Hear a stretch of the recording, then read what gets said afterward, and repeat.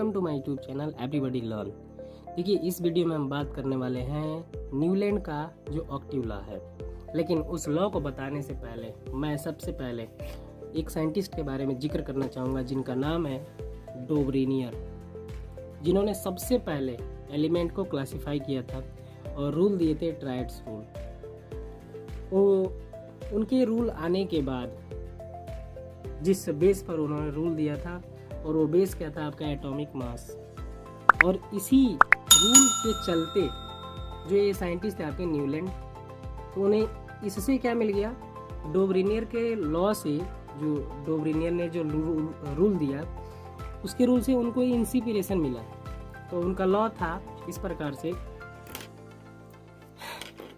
In order of increasing atomic mass. मतलब क्या कि जो एलिमेंट्स हैं और एलिमेंट का जो एटॉमिक मास है उनको इंक्रीजिंग क्रम में, मतलब बढ़ते हुए क्रम में क्या किए, वो अरेंज किए। यहाँ पे लिखा भी है कि Newland arrange the elements. Newland ने एलिमेंट्स को अरेंज किया नॉन ड्यूरिंग हिज टाइम। अपने टाइम में जितने भी नॉन एलिमेंट थे उनको अरेंज किए। वो किस तरह से अरेंज किए, तो increasing atomic mass, atomic mass के इंक्रीजिंग ऑर्डर में। एंड ही फाउंड दैट, और वो पाए कि the properties of every 8 element are similar properties of first element। वो ये पाते हैं, जब ऐसे अरेंज करते हैं तो वो पाते हैं कि प्रत्येक 8वें एलिमेंट की प्रॉपर्टी फर्स्ट एलिमेंट की प्रॉपर्टी से मिलती जुलती है। तो ये न्यूलैंड का लॉ था। इसको थोड़ा सिस्टमेटिकली हम देखते हैं।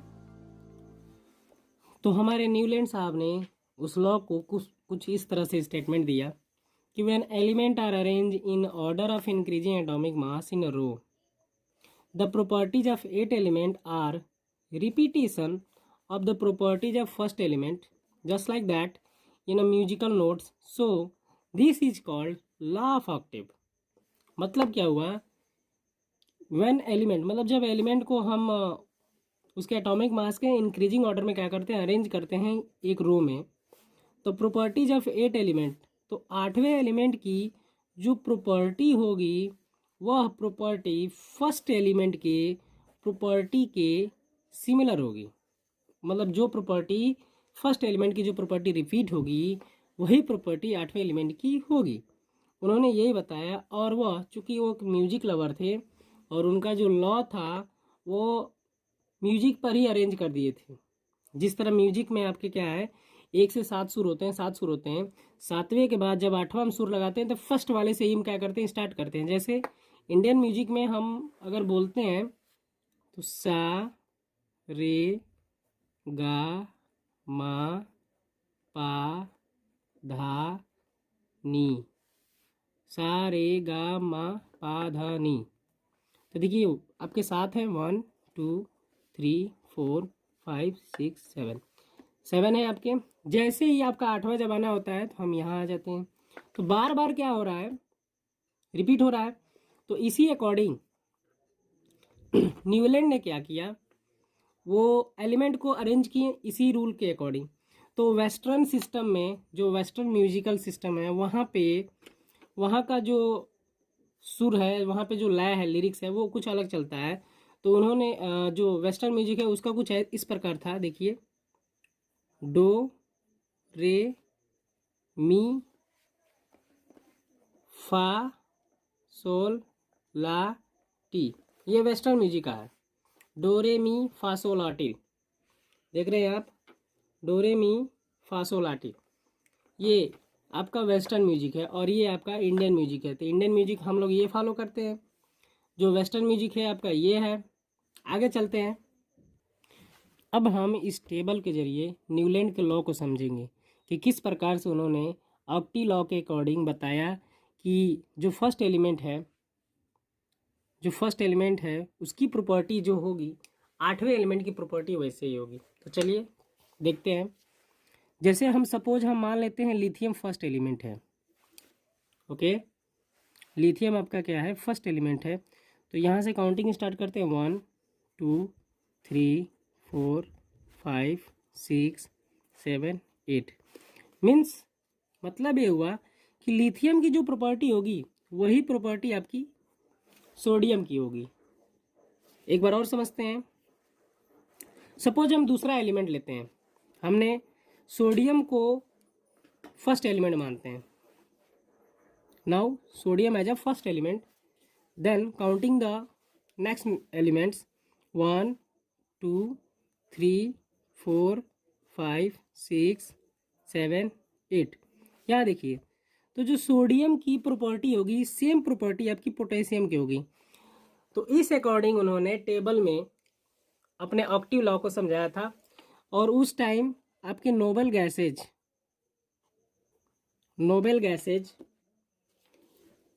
और जो इनर्ट गैसेज थे, तो हमारे नोबल गैसेज या इनर्ट गैसेज ये आपके डिस्कवर नहीं हुए थे। नोबल गैसेज या फिर inert gases does not discovered, ये उस टाइम डिस्कवर हुए नहीं थे। और हाँ, एक चीज़, न्यूलैंड ने उस टाइम 56 एलिमेंट को क्लासीफाई किया था।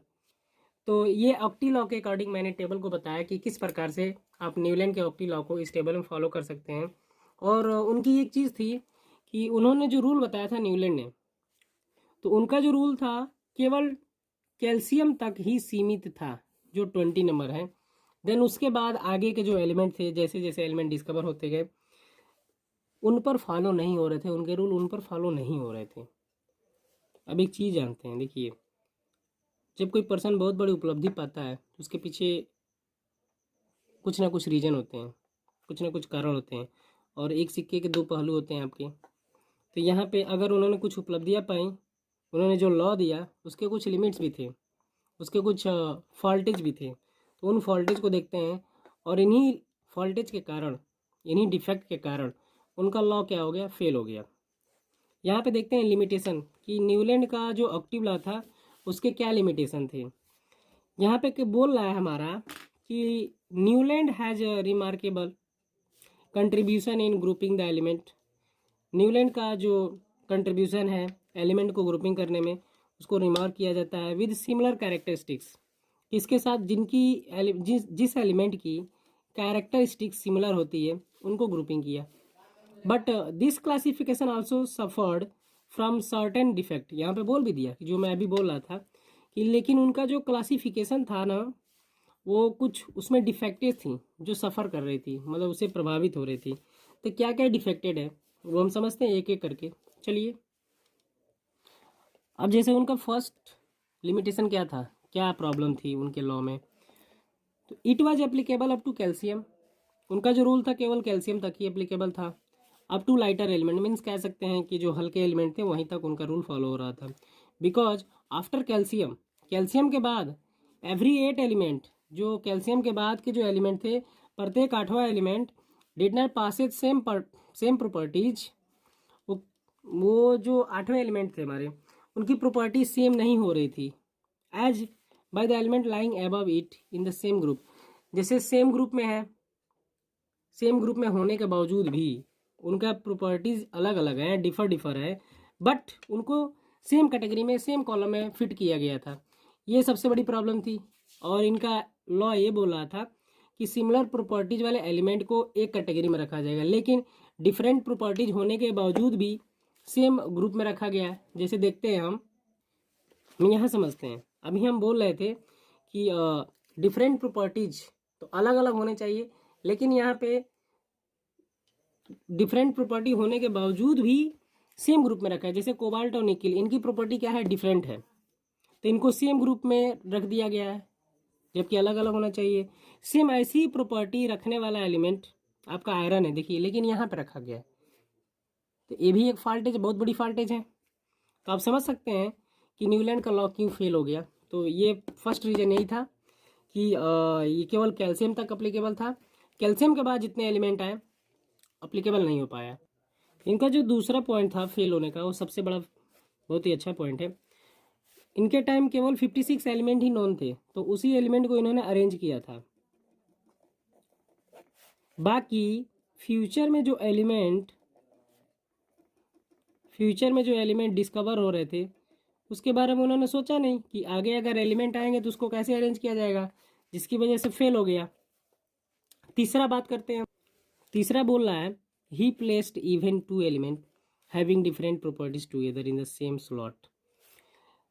एलिमेंट, दो एलिमेंट हैं, उनकी प्रॉपर्टी डिफर है, लेकिन डिफर होने के बावजूद भी उनको एक सिस्टमेटिक तरीके से सेम ही स्लॉट में रखा जाता है, एक सेम ग्रुप में ही रखा जाता है, सेम कॉलम में ही रखा जाता है। जैसे आपका कोबाल्ट और निकिल दोनों वन स्लॉट में रखा गया, मतलब एक ही ग्रुप में रखा है, और जस्ट मैंने अभी पहले बात किया है, तो उनकी प्रॉपर्टी क्या है, डिफरेंट है, लेकिन फिर भी उन्हें सेम कॉलम में रखा गया है।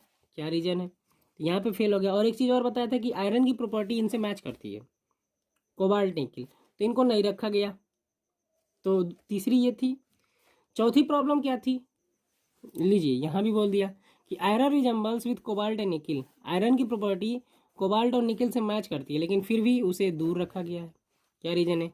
पांचवी हमारी बोल रहा है कि Nobel gases were discovered at the later stage, कुछ समय बाद नोबेल गैसेज की खोज हो गई। और शुरू में बोला हूँ मैं कि उस समय नोबेल गैसेज की खोज नहीं हुई थी, 56 एलिमेंट को ही उन्होंने टेबल में अरेंज किया था। The whole arrangement of the table was disturb, अब इनके खोज होने के कारण टेबल में इनको अरेंज करना पड़ा, जिसके कारण इनका जो पूरा रूल था, पूरा जो टेबल था वो डिस्टर्ब हो गया नोबेल गैसेज के आने से, inclusion of the table, table में उनके इंक्लूज करने से। तो इस तरह हमने इस वीडियो में न्यूलैंड का जो ऑक्टिव लॉ था उसके बारे में जाना। आई होप आपको समझ में आया होगा। सो प्लीज़ आपको अगर अच्छा लगे तो लाइक शेयर कमेंट ज़रूर करें। तब तक के लिए मिलते हैं नेक्स्ट वीडियो में। धन्यवाद।